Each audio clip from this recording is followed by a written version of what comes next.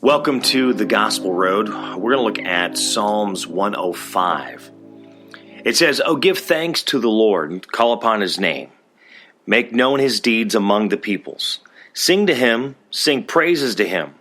Tell of all his wonderful works. Glory is his holy name. Let the hearts of those who seek the Lord rejoice. Seek the Lord in his strength. Seek his presence continually. Remember the wondrous works that he has done, his miracles, and the judgments he uttered. O offspring of Abraham, his servants, children of Jacob, his chosen ones. He is the Lord our God. His judgments are in all the earth. He remembers his covenant forever. The word that he commanded for 1,000 generations, the covenant that he made with Abraham, his sworn promise to Isaac, which he confirmed to Jacob as a statute, to Israel as an everlasting covenant, saying, To you I will give the land of Canaan and your portion for an inheritance.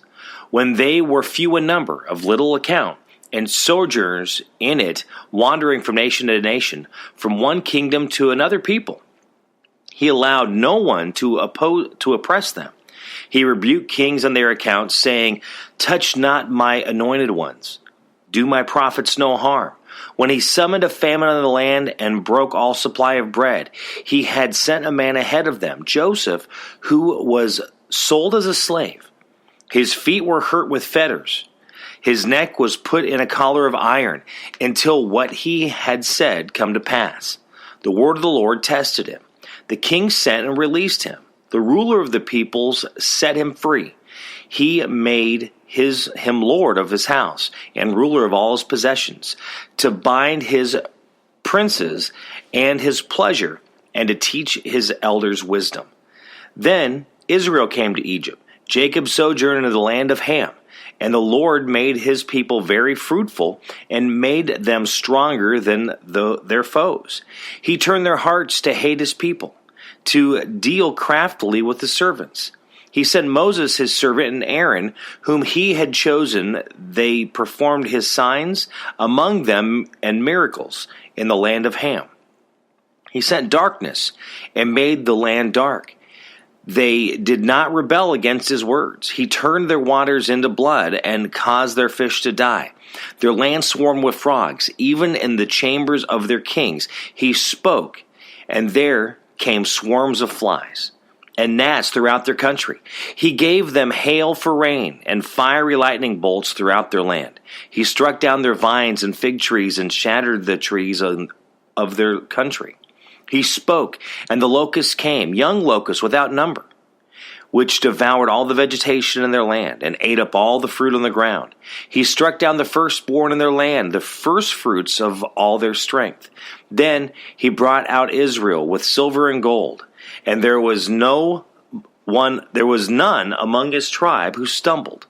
Egypt was glad when they departed, for dread of them had fallen upon it. He spread a cloud of covering, a fire to give light by night. They asked, and he brought quail, and gave them bread from heaven in abundance. He opened the rock, and water gushed out. It flowed through the desert like a river. For he remembered his holy promise and Abraham his servant. So he brought his people out with joy, his chosen ones with singing. And he gave them the land of the nations. And they took possession of the fruit of the people's toil, that they might keep his statutes and observe his laws. Praise the Lord. Psalm 105. David talking a lot of history here, from Abraham, Israel, and Moses. Lots of information, lots of things to look how God was treating his people. Lots of promises, things that were made, things that were said, follow through that happened to the promise and the covenants that God made to his people, to Abraham, to Jacob. Now, think about this. As you're reading through all the different ways that God was taking care of his people, let's look at this on a supervisor or a managerial point of view. What is it that you do for your workers?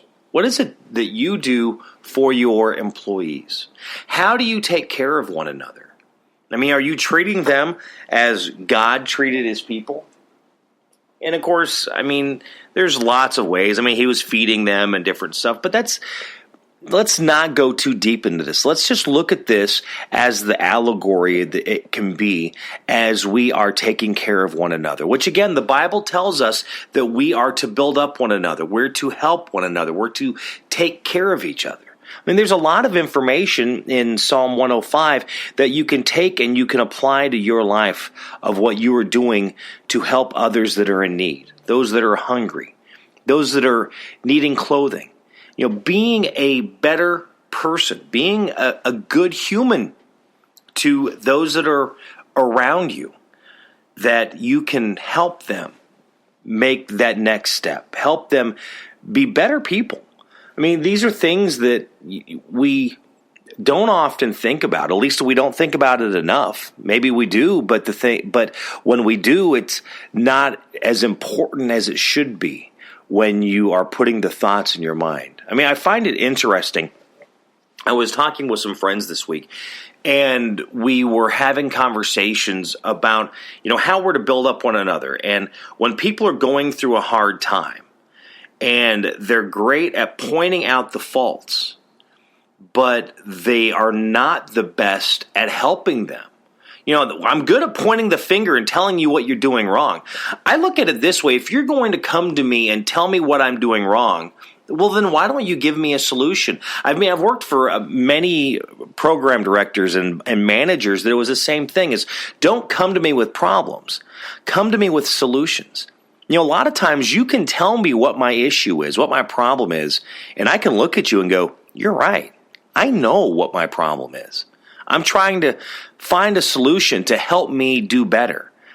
So why are you going to come to me and then just ram that down my throat, remind me of my, lack of in areas? What are my shortcomings? You don't need to remind me of those shortcomings because I kind of know what those shortcomings are. But how about coming to a person with a solution? If you are not able to give somebody a solution for the issues or the problems or the shortcomings that they're having, then maybe, remember what your mom said growing up, if you have nothing nice to say, well, then don't say anything at all. There's something to that.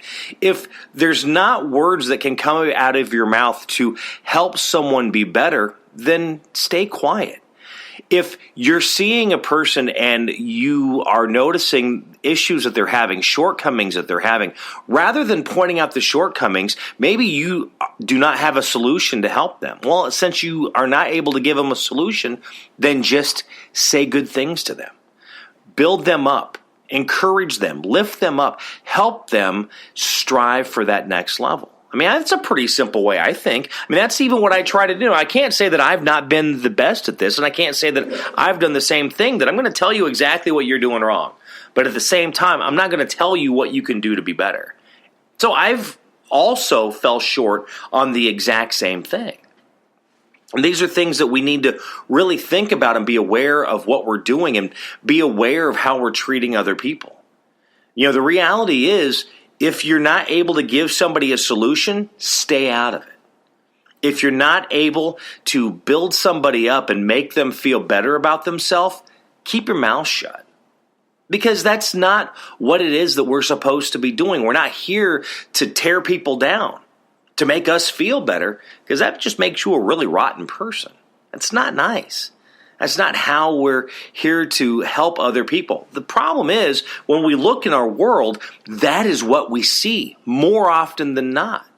And it doesn't matter where we are. You can be in a church, you could be not in a church, and that's what you see.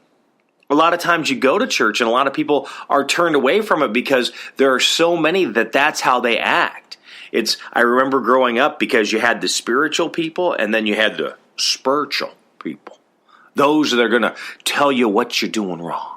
Those are going to tell you how you're not living your life right. Those that are going to tell you that you're going to hell. Those that are going to tell you that you're going to miss heaven because you're not doing what God's telling you to do. Okay, well, I got a question for you. What are you doing that God's telling you to do? Let's ask that question. That's funny. In fact, that just kind of like popped in my head. That's a good thought. And of course, some people are going to say, well, but then if you do that, you're being disrespectful. Well, if you're going to come at me with something, well, what is it that you're doing right? You're telling me all the stuff that I'm doing wrong. What about you? What is it that you are doing? If you're going to try and hold me accountable, then I should be able to hold you accountable. As they say, tit for tat. Turnabout's fair play. What's good for the goose is good for the gander. I mean, there are so many cliche terms that you can use for this. But this is what we need to think about and what we need to do to allow ourselves to be better people, allow ourselves to help others so we can help ourselves. I mean, again, lots of information as we go through. And when we're looking how God is treating his people, the things that he did to bring them out of Egypt, to take them to Canaan, the promise that he gave them. Not saying that it was great or perfect during that, and not saying that even the Israelites, as they're making their journey, that they didn't fail many times, because we all do. Because we all get frustrated. We then are not getting things done as quick as we want them to do. But see, that's where we're to be there for one another and to pick them up. When they fall and they're not able to stand up, grab their arms and lift them up and help them. Keep pressing forward. Keep moving forward. I mean, I know what it's like being frustrated. I know what it's like feeling like being stuck and you're not going anywhere and you're not getting anywhere in life. I can't say that I don't have those days. I'm not saying I don't feel like that today. I don't say I don't feel like that yesterday. I don't say I won't feel like that tomorrow. But it's those that you surround yourselves with that really are to help you get through those times. But for me, even if there's no one around me that's doing that, I try to remind myself, or the first thing I do is if I'm talking to a friend and they're having a bad day, I'm telling them, hey, you're worthy. You're worth it.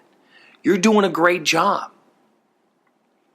If they have issues, we talk about solutions. We try and come up with ways that they can do better. What is it that you can do to change that? You've got a goal. You've got a dream in your life. How can you get to that? What are you doing every day to have that dream come closer to you? What are your talents? What are you using that you're able to move forward with? As I read through the Bible, this is the way that I've started to look at things. This is the way I've started to read it, which by doing it, it really opens up a completely different door to me. It really opens up a new train of thought. It really satisfies me and makes me stronger. Number one for me. And then again, I'm not saying that what you believe is wrong, because that's not my job. Because as I always say, this is a personal relationship, and I have chose to have my personal relationship with God through Jesus Christ. That's my choice, not mainly yours. But what we can do is take this information, and we're not even looking at it spiritually. You can take this information and apply it to yourself personally and professionally on how you are treating other people around you. How are we doing that? What are we doing to help others be stronger? What are we doing to help others do better in their job? What are we doing to help them be better parents, brothers, sisters, aunts, uncles, grandparents? Kids, what are we doing to help them? Are we treating them like God was treating Israel as he was moving them through their journey? Or are we looking for ways to tear them down, to make us do better, to make us look better? I'm not saying that you look better, but there might be a way that you become that bulldozer or that roller that just rolls everybody over, so you're going to knock them down no matter what, so you can get to first place. It is a race, and we're running to that. But I would rather help somebody that fell and cross that line together than be there on my own, be there by myself. Again, that's me. It's a choice that we all have to make. But it's also a choice that we have to look at and go, what really is going to help me as I'm making that step forward, as I'm trying to be better for me? What is it that's going to help others that in turn will help me as well? Psalms 105, that's what we looked at today. And as I always say, if you've never read the Bible, read it. Read this for yourself. See what it is that speaks to you. But when you go to read it without anything in mind, with a clear head. No decision already made. This is what it's going to tell me. No.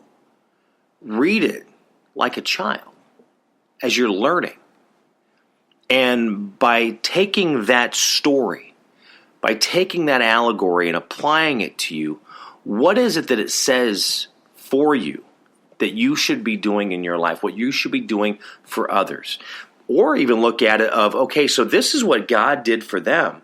Well, what am I doing for Dave? What am I doing for Susie? What am I doing for Bill? You don't even have to be a manager. You could just be your coworker, the person that sits next to you that maybe they're having some problems getting something done. What are you doing to help them be better at their job? Psalm 105. Read that. And thank you for listening to The Gospel Road. Have a great day. God bless.